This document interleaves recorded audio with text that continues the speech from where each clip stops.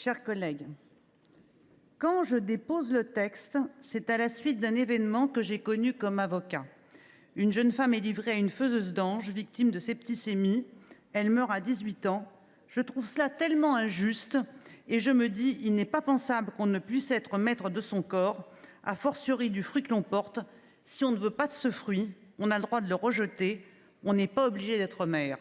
Ces mots sont ceux d'Henri Caillavet, dans cette maison, en 1947, à l'occasion de ce que je pense être la première proposition de loi consacrée à la dépénalisation de l'IVG, de l'avortement, pardon. Grand sénateur, grand humaniste, grand législateur, j'ai souhaité que son nom soit aujourd'hui associé à ceux de Gisèle Halimi, Simone Veil et Yvette Roudy, à qui nous devons la dédiabolisation de l'avortement, la légalisation de l'IVG et son remboursement. Je voudrais, chers collègues, répondre à quelques arguments, nous en avons échangé un certain nombre depuis 1 an et demi, qui me paraissent devoir être sérieusement discutés.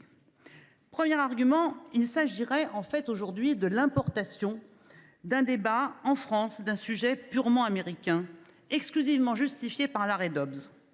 Je voudrais juste vous rappeler la PPL examinée ici en 2017 à l'initiative de notre ancienne collègue Laurence Cohen et des sénateurs communistes, 5 ans avant l'arrêt Dobbs, et puis celle déposée en 2019 par Luc Carvounas, alors député, 3 ans avant l'arrêt Dobbs. Si nous pensons indispensable de protéger le droit à l'avortement en l'inscrivant au sommet de la hiérarchie des normes, c'est parce que les anti-IVG n'ont jamais renoncé depuis la loi Veil. Ce qui m'amène au deuxième argument, souvent entendu. L'IVG ne serait pas menacée en France. J'ai envie de dire, très bien, profitons-en au moment où elle n'est pas menacée pour prendre les garanties que nous voulons pour l'avenir. Mais c'est sans doute vrai à l'instant où nous parlons. Et si c'est le cas, aujourd'hui, nous le devons d'abord aux Français, qui à plus de 80% soutiennent le droit à l'avortement et l'ensemble des réformes que nous avons conduites pour en favoriser l'accès. Ils sont aujourd'hui le meilleur bouclier, le bouclier citoyen de la protection de l'IVG. Je voudrais les saluer et les en remercier. Mais il faut voir plus loin dans le temps et plus loin dans l'espace. Partout où les extrêmes droites, les ultra-conservateurs, les nationaux-populistes, les totalitaristes, les illibéraux, quel que soit le nom qu'on leur donne, partout où ils ont accédé au pouvoir, l'avortement et les droits des femmes sont leurs cibles. Trump aux États-Unis, Bolsonaro au Brésil, Milei en Argentine, Orban en Hongrie, Giorgia Meloni, Le PiS en Pologne, le ministre de la Santé de Poutine. Tous ces gens sont les amis de Madame Le Pen. Tous ceux avec qui elle danse la valse, elle déjeune, elle complote, ceux qui la financent, tous sans exception ont la même obsession, restreindre les droits des femmes à l'IVG,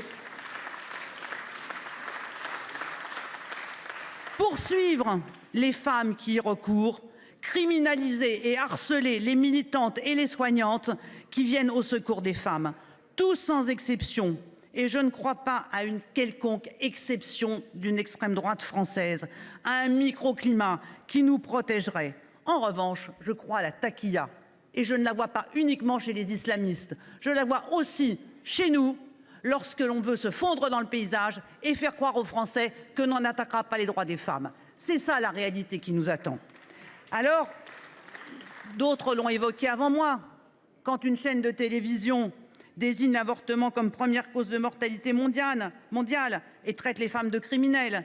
Je voudrais citer les exactions continues contre les locaux du planning familial à Lille, à Bordeaux, et qui témoignent également de la détermination et de la violence des anti-choix. Enfin, un dernier argument plus politicien. J'ai entendu des collègues dire, pardonnez-moi l'expression, mais je la cite, on ne va quand même pas donner le point à Macron. Mes chers collègues, il nous a fallu 1 an et demi ici au Parlement, avec des pétitions, avec les militantes, avec les associations, pour qu'enfin le président de la République se décide à déposer un projet de loi. Aujourd'hui, voter la constitutionnalisation, c'est donner le point au Parlement. C'est à nous que nous donnons le point si nous votons. Enfin, je voudrais vous dire que, après ce soir, ensuite au Congrès, nous allons être fidèles à la grandeur de la France, ce pays précurseur, phare des droits humains, qui éclaire et encourage celles et ceux qui luttent pour leur émancipation. Je n'en ai aucun doute. Et nous serons le premier pays à faire de l'IVG une liberté fondamentale. Ça fera du bien aux Français et à la France. Et croyez-moi, nous en avons besoin. 4 minutes. Je dispose de 4 minutes dans ce jour historique.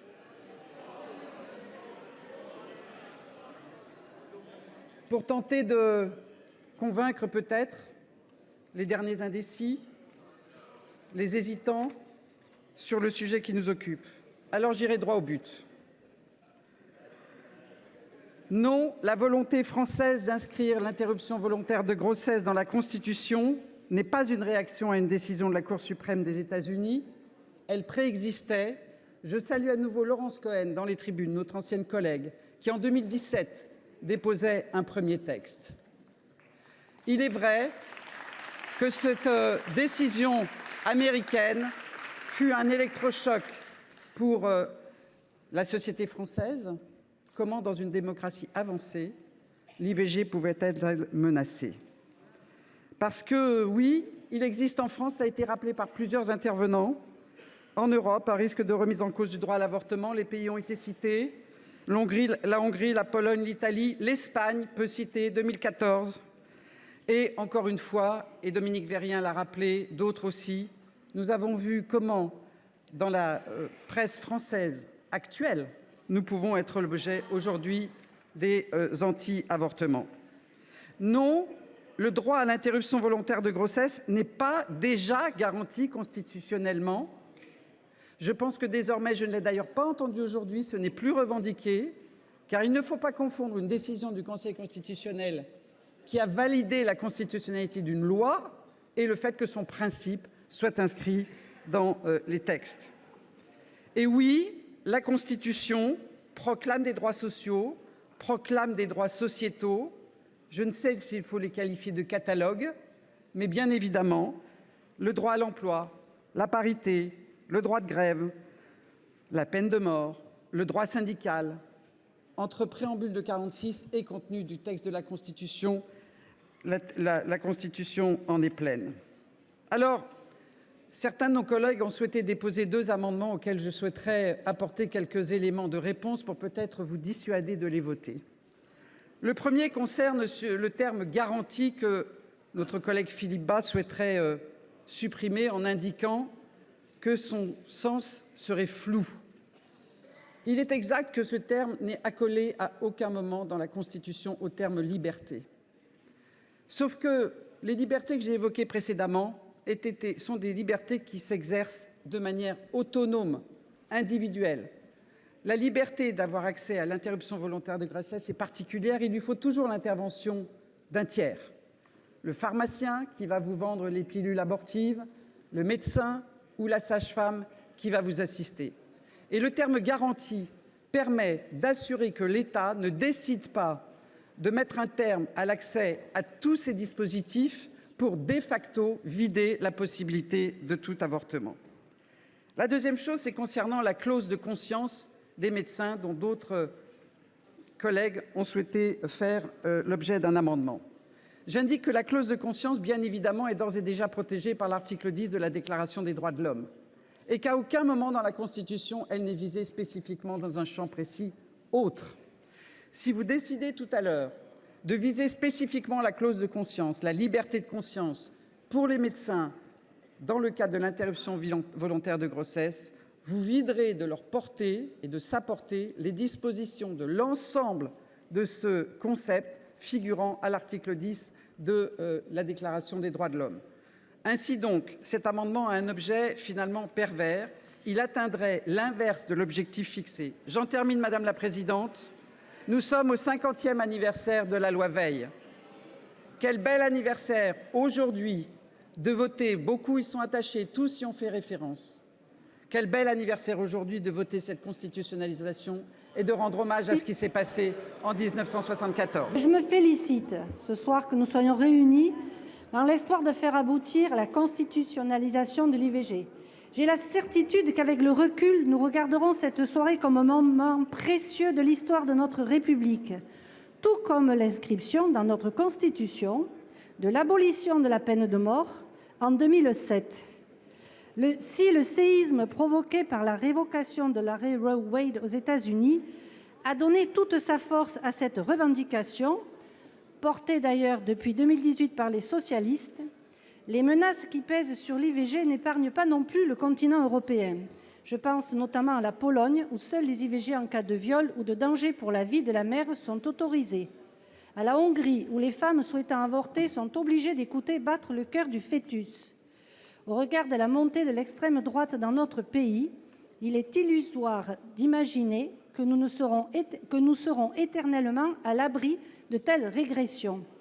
C'est pour cela que nous appelons, tant qu'il est encore possible de le faire, à cette constitutionnalisation qui enverra un message fort.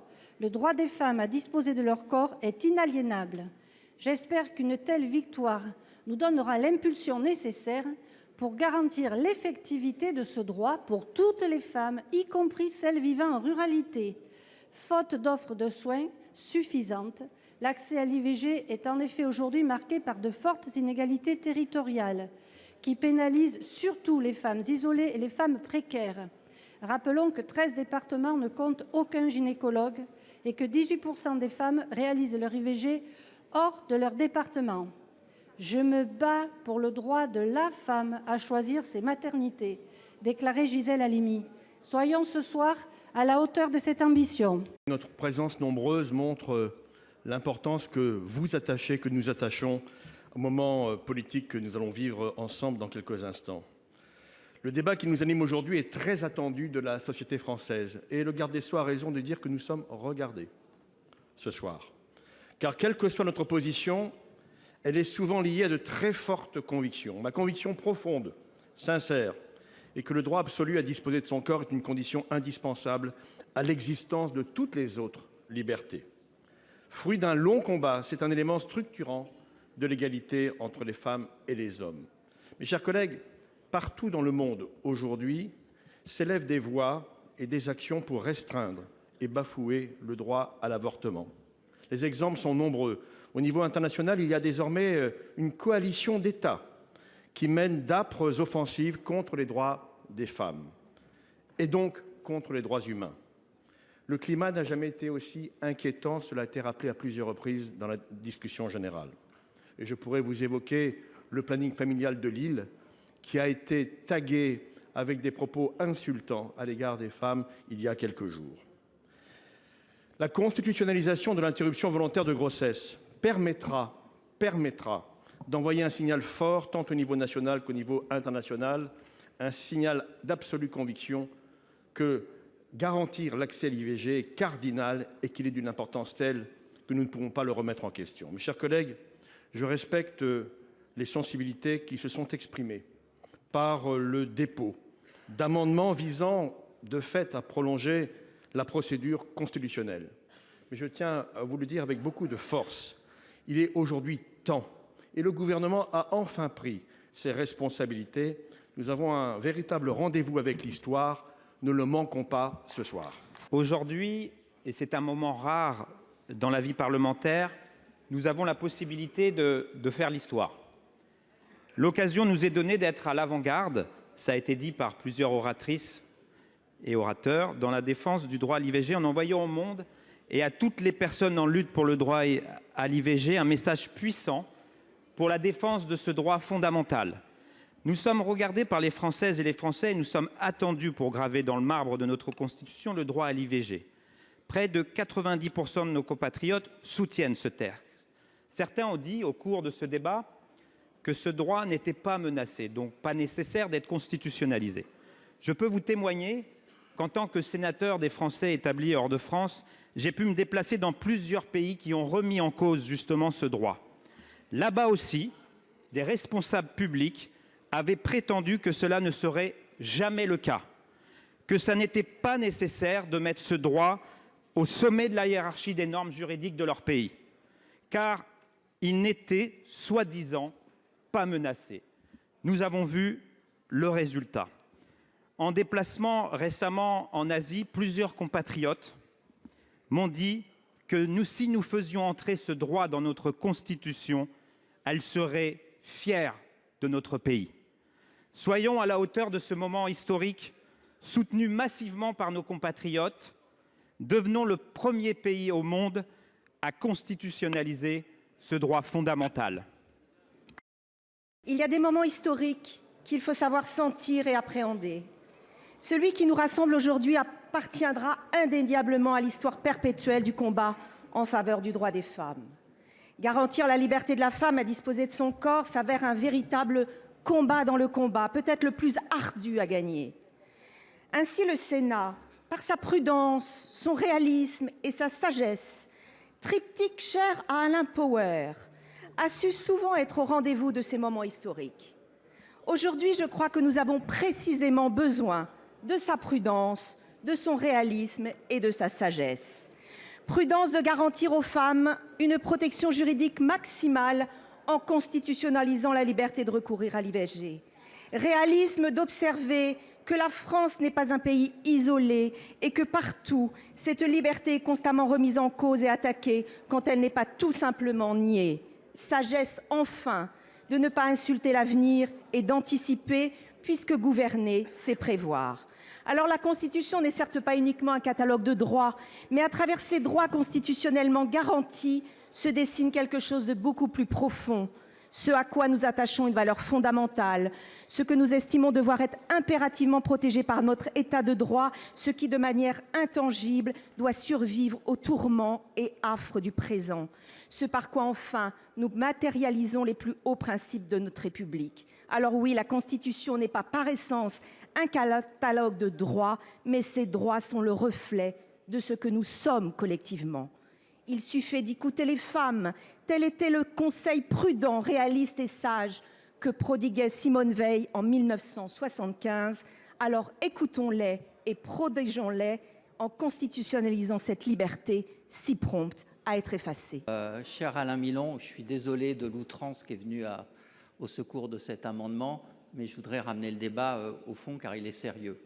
Évidemment que la clause de conscience des soignants, celle des médecins en particulier, mais celle des sages-femmes aussi en l'occurrence, est importante. Et jusqu'à ce matin, j'ai regardé de près ce que disaient les organisations professionnelles, ce que disait l'institution ordinale, ce que pouvait dire l'Académie de médecine. Et aucune de ces institutions, aucun de ces syndicats de médecins ne tire la sonnette d'alarme et n'estime que la constitutionnalisation de l'IVG serait une atteinte à la clause de conscience. Tous rejoignent manifestement l'analyse du garde des Sceaux. Alors, je ne voudrais pas, parce que moi je ne suis pas juriste, pas plus qu'Alain Milon, mais je suis très attaché à cette clause de conscience. Et d'ailleurs, Laurence Rossignol ne l'a pas menacée, puisqu'il existe une clause de conscience générale, et avoir une double clause de conscience n'est pas forcément nécessaire non plus. Un principe général s'applique, point c'est tout. Par contre, je ne voudrais pas, Alain, que ce soir, à l'issue de ce vote, il soit reporté l'inscription de la liberté des femmes à accéder à l'IVG dans la Constitution au nom des médecins. Parce que jamais les femmes qui défendent avec vigueur les droits des femmes ne s'en sont pris à notre clause de conscience. Alors nous, ne nous en prenons pas à ce progrès pour les droits des femmes.